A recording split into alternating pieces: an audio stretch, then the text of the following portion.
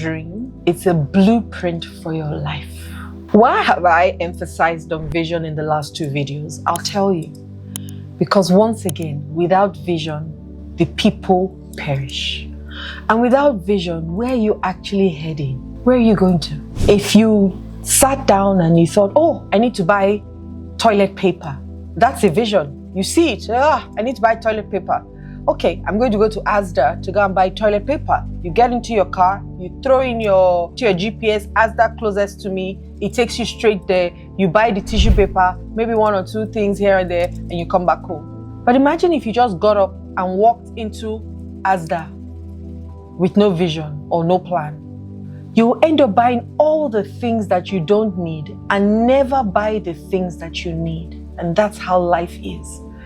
You are so distracted with all the things you don't need in life that you cannot even see the things that you do need based on having a vision. And so in the book Outwitting the Devil, they call them drifters. Drifters, because you're either a drifter or a dreamer. And a drifter is somebody who has no future ambition, no focus in life.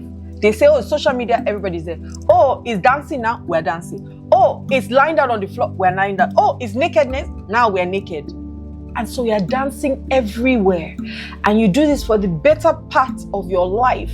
And then you realize that you climbed the wrong mountain and it's time for you to now die.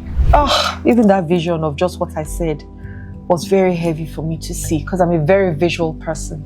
So I'm very careful of the words that I say because I will see it. I'm very visual. I'm very careful of the thoughts that I think also because I'll see it. I see in words. I think in visuals. Let me put it that way. So, do you understand why I say it's your life's blueprint right now? Now, the truth is, vision gives your life purpose. It gives you a focus as to where you're going to. You have a mission from your vision, isn't it? Oh, my vision is to go do X, Y, Z. Now you know what you want to do. And then you're thinking, how do I carry out that vision through my mission in life? And that's really what operates with purpose. It's your mission. What am I here for? And every human being has come to this world for a reason. Some to grow, some to learn, some to heal, some for whatever reason. We have all come to earth for a reason. Now, of course, as children, we might not have a vision, but even children have visions.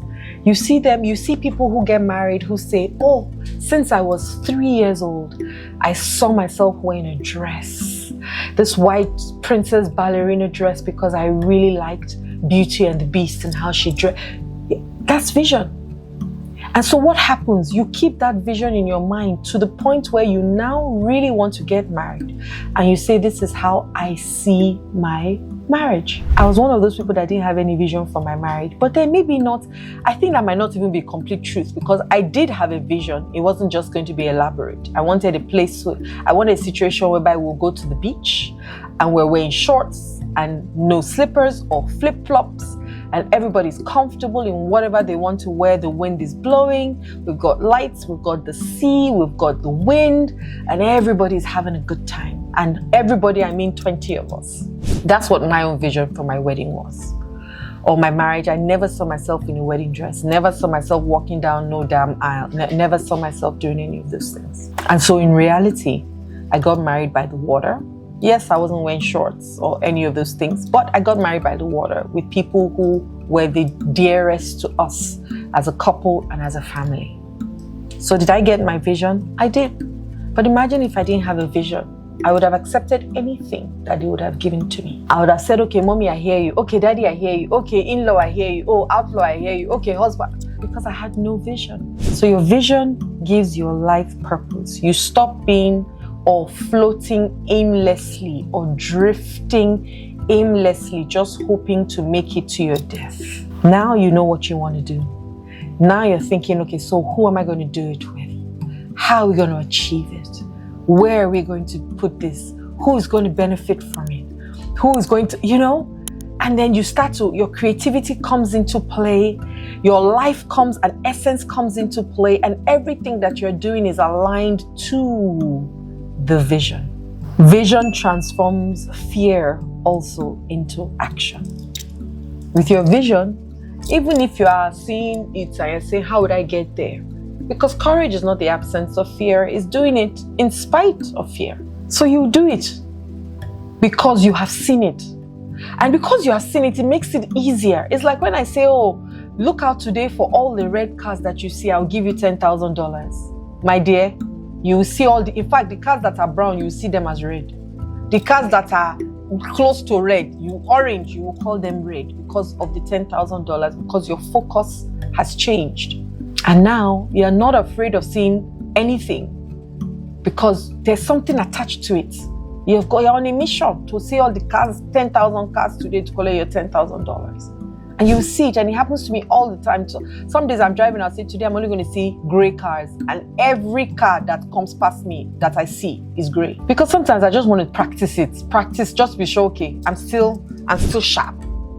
Right? Always. In fact, I'll be like, it's today for gray. Okay, I'm seeing only the gray cars. It really does transform fear into action. And fear is what? False experiences appearing real. They're not real. But if you put action to anything, you will succeed. Anything you put action to, you succeed at. Anything. If it's that I will sweep this place will be clean, you will get up and you put action by carrying a broom, you will sweep it. If it's I'm going to read a book, you will pick up the book, put action into it, you will read it. As long as there's action in what you're doing, you will succeed. Completely and totally, for that matter, you will succeed. So you want to turn fear into fuel. There was a time that I was so afraid to speak in front of people. I grew up with a family of both parents being entertainers and in the media or in the television industry. Both parents. But I will never stand in front of anybody and speak because I just felt I was so afraid. Maybe as a child I was booed by trying to speak. So I locked up completely. If you say, Jola, speak, help, I'll tell you, thank you very much, I'm not interested. Even when I used to perform on stage, my mom gave me a trick that I use consistently. Just look over the heads of everybody and look at the end of the hall. Imagine that there's an old woman there. That's what I did. For me to be able to perform at all on stage, I would never look at the audience in their face. But look at me now, standing in front of a camera, speaking for hours. Standing on stage in front of thousands of people, speaking for hours. Why? Because my vision killed that fear. When I realized that I needed to speak, I needed to be in places for people to hear me speak so that they can get healed, at least start their journey to healing, I had to do it.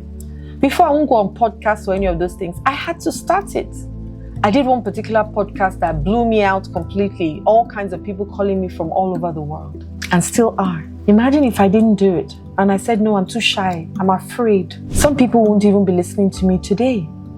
Imagine if I'm not doing these videos and sharing my heart. Some people will not be listening to me today.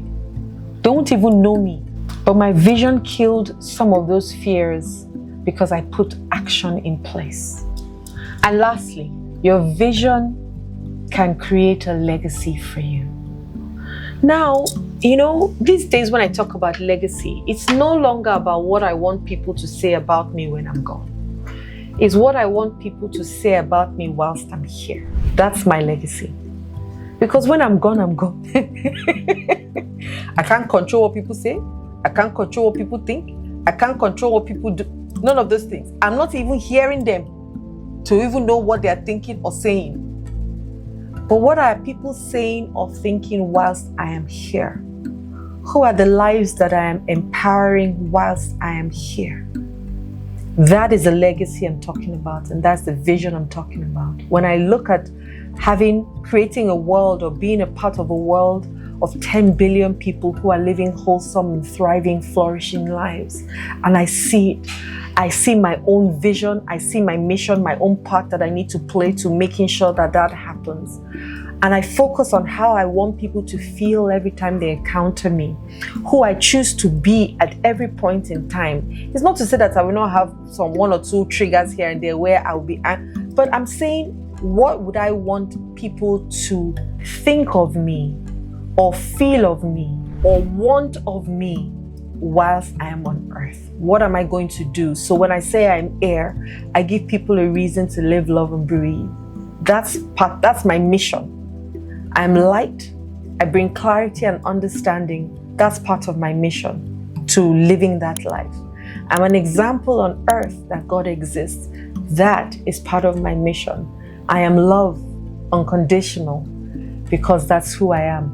That is part of my mission. So it's my identity, but it's also my mission based on the vision that I have to live a world like this. So this world must be better when I'm going and whilst I am here than it was when I wasn't here and when I would be gone. Do you understand that? So yes, some people say legacy, or what would be, I want to start my legacy now. I want to start my legacy projects now. I want people to say certain things about me whilst I'm here so I can hear it. I want people to celebrate me here because nobody knows what happens after here. Are we going to come back? Are we spirit? Are we... It's all speculation because nobody has come back and told us any of these things. So we're all speculating and hoping. Some people believe they will go to hell and burn forever. Some people believe they are going to go to heaven because there's a heaven somewhere. Some people believe they are going to be put halfway. They are neither in hell nor in hell. Whatever rocks your boat. I don't believe in hell. I'm not sure that I believe in heaven as well because I believe both are here right now. You can live a life of hell or you can live a life of heaven. Entirely your choice. So your vision will create the kind of legacy you will want people to remember you by or think of you as. For me, whilst I'm still on earth, for some others, when you're gone. Anyone works, because once again, my way is not the way, right? But I would like to hear the things and I'd like to be celebrated whilst I'm here on earth because I don't know whether I'm going to hear anything when I'm gone from here. So I want my life every day to show that I loved, I lived, I laughed, and I let go completely of anything that bothered me every day so that I was fresh and free every day, living from that place of authenticity and wholesomeness and thriving in such a beautiful way regardless of what is happening around me because happiness is internal, it's not external. So I want you to go back and listen to this whole series on vision. Use some of them already and see how they work for you. And then I'll give exercises again later. The idea is not to just bombard you with stuff that you don't do, but I want you to have stuff that you can actually use and it can change your life one day at a time. Yes, and I hope that you enjoyed this series. I mean, I can talk about vision for years because I know that that's one of the places where everything starts to change for you. So use your vision right. See wisely. Hi there, my name is Adiola Kingsley James. I really do hope that these videos that I'm creating for you is doing exactly what I want them to do, which is to move you needle by needle to finding your greatness. Because I found mine and now I'm giving the opportunity to find yours. Like the videos, please, don't forget. Subscribe and share me with other people. And one last thing, click the notification bell below so that when my videos drop, you'll be the first person to get them. Love and light. My name is Adiola.